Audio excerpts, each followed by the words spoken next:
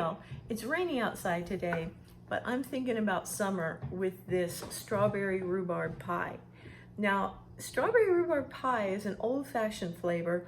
It's got all of the sweetness of strawberries with a little tangy sourness from the rhubarb. When it comes together, and when it comes together right, it's amazing. And let me tell you, this time, it's coming together right. Let's go over to the kitchen and see how I did it. Okay, y'all, we've got our ripe strawberries here and they smell so good. The first thing that we need to do is make sure that they're washed, which these are, and then we're gonna stem and slice them. So the easiest way to do that is to have a sharp paring knife and your strawberry, and you just go right under in the crown and just turn the berry like that, and it falls right out. Only you're supposed to have something under you to catch it. So it comes right out like that, and then you just slice your berry into your bowl. So really easy. One more time. Push your knife in, turn the berry, and sometimes you have to push the knife too. Just kind of depends on how ripe the berries are. Bring it right out, and it's stemmed. And what we're gonna do is we're gonna stem and slice up 3 cups of strawberries.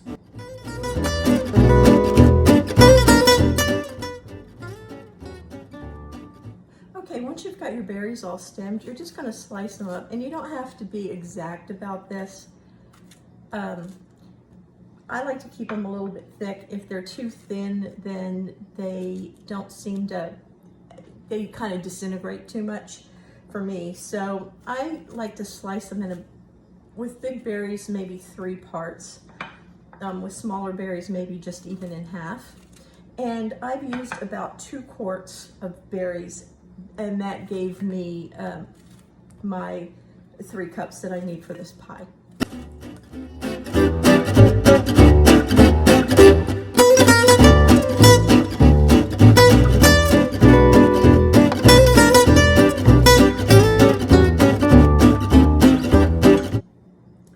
Be sure to pick out any little leaves or anything that may have gotten in there. You don't want that in your pie.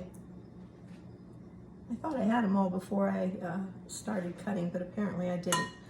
Then I'm going to take my rhubarb, and I couldn't get fresh rhubarb, so this is frozen rhubarb, and you can almost always find it in your freezer section. And you want to cut it in about 1/2-inch pieces. Some of these are pretty big, but I'm just going to leave them, and because I think they'll be just fine. And you just want to put that in with your strawberries. And mix it up. I've washed my hands numerous times during this video, so trust me, they're clean. So we have our strawberries and our rhubarb all mixed up like that. I'm going to set that aside. And now I'm going to take my sugar and brown sugar and tapioca and mix those together.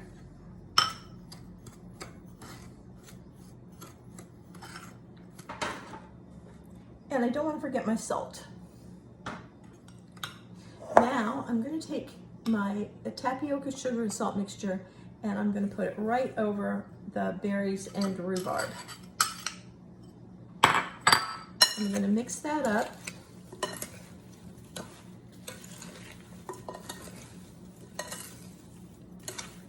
Just like that, just so it's all covered.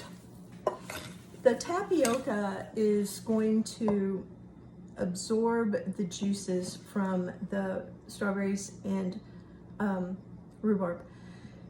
Because there's sugar in there, it's going to cause more juice to come out of the fruit, and then the tapioca is going to soak it up, and that's what's going to help thicken our pie. It's a real old-fashioned way of doing it, but it doesn't give you that starchy juice sometimes that you get with pies that are thickened with flour or cornstarch. This is my favorite way to thicken a fruit pie, tapioca. If you've never used it for thickening fruit, try it sometime.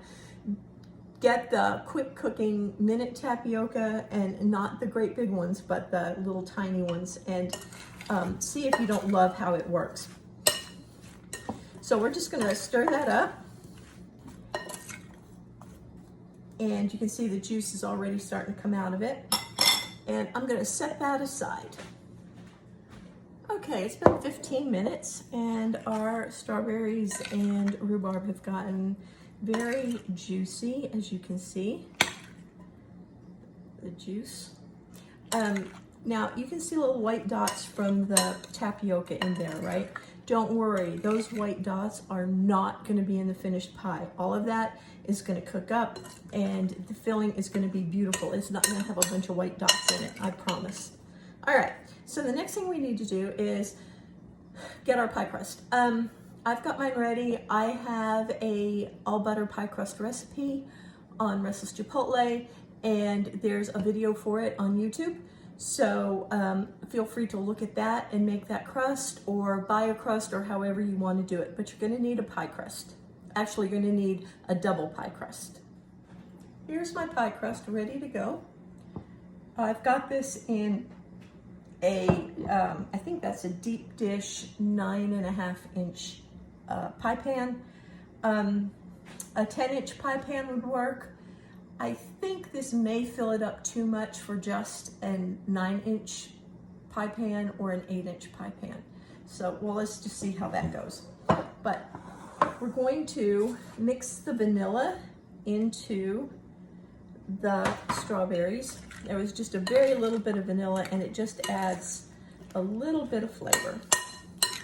Another thing that I like to do with pie crust is to sprinkle the bottom of it with a little bit of sugar. I think it helps keep it from getting soggy. Some people brush it with egg yolk.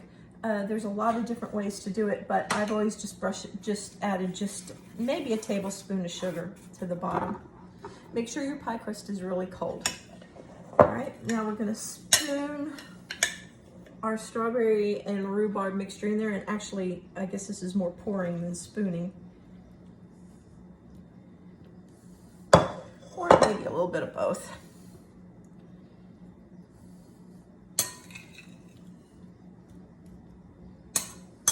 Yeah, this would be way too much for an 8-inch. You might get 2 8-inch pies out of this recipe, I would think.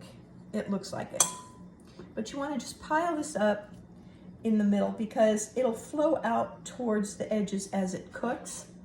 But if you make it straight across and level, your pie will just sink way down. So you want it to be a little bit fat. So I like to pile it up in the middle. That, and put the rest of the juice and the tapioca on there. All right, so the next thing we're gonna do is to just dot it here and there with our small cubes of butter. You can put any kind of top crust on it that you want. I've seen people put a crumble crust on it. You could put a plain crust on it. I'm gonna go ahead and put a lattice crust on it because I like to see the different, the colors of the strawberries and rhubarb peeking through it. So I'm gonna roll this out and go get a cup of coffee or something, and when you come back, we'll be ready to do it.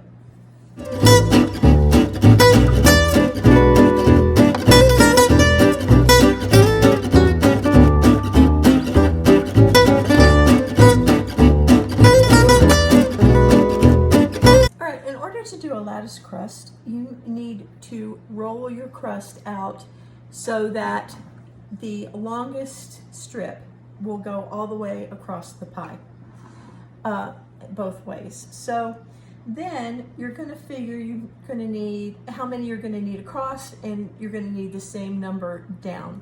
And I'm figuring on 1, 2, 3, 4, 5.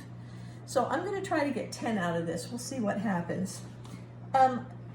It's best if you take your knife and just make the sides as even as possible. It'll look better.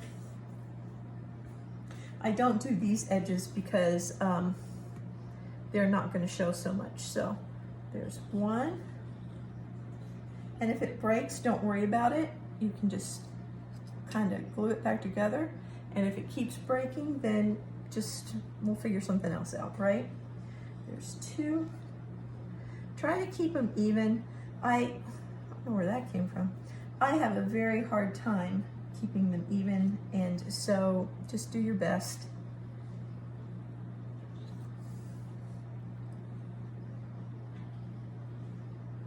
And the reason that I've moved over here is because once you cut them, they're hard to move. So like once I get them all cut, it would be hard to move them over so that I could bring the pie back to center. So I figure you can see it if it's right over here. And maybe somehow I can center it a little better when I edit. We'll see. All right. So in order to do this, you're going to take your first one and you're going to start it over here on the edge, and then you're going to take your next one, and that one broke too, so we're going to start this one on this edge, and I'm going to hope that this one doesn't break. Thank you very much. It didn't, and I'm going to put that right there. And then I'm going to put this one right smack dab in the middle. Now to do the lattice, you put this one over. You're going to bring that one up, that one over, and that one up, just like that. So it's kind of a basket weave.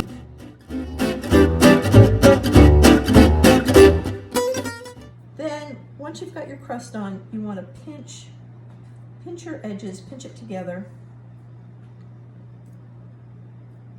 kind of where the lattice meets the crust. Pinch it together, and like that. The next thing that we're going to do is we're going to take that 2 tablespoons of milk and we're going to brush it on the top of the crust. This is going to help the crust stay tender, and I'm going to add some sugar to the top as well, and that's going to help the sugar stick to it.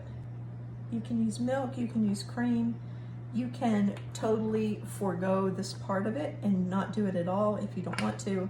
That's just fine. Whatever you want to do, it is your pie. All right, so I've got milk pretty much everywhere on there. And I'm going to take a little more of the sugar and just sprinkle that on top. So there we go. So there's our pie. It's ready to go into the oven. And I'm going to bake it, and then I'll see y'all in about an hour. Look at that. The juices have thickened up. They're still a little runny, but they will continue to thicken as the pie cools. You don't have a whole bunch of white dots. I told you wouldn't from the tapioca. The crust is golden. The filling is beautiful. I cannot wait to eat this, and the smell is amazing. Now what I'm going to do is I'm going to let this cool down, because if you try to cut it hot, it's just going to go everywhere. Not to say that it isn't delicious, because a slice of this warm from the oven in a bowl with some vanilla ice cream on it, oh my gosh, totally amazing. But since I want to get some halfway decent pictures out of it, I'm going to let it cool down before I try to cut it. So I'll see y'all in a couple of hours. Well, here it is, y'all, my strawberry rhubarb pie. It's all ready. It's juicy. It's delicious. You could put vanilla ice cream on this, but I don't really want to. I just like it plain the way that it is. The pastry is buttery and flaky and absolutely delicious, with a little thin layer of crispy sugar topping, and it's just out of this world.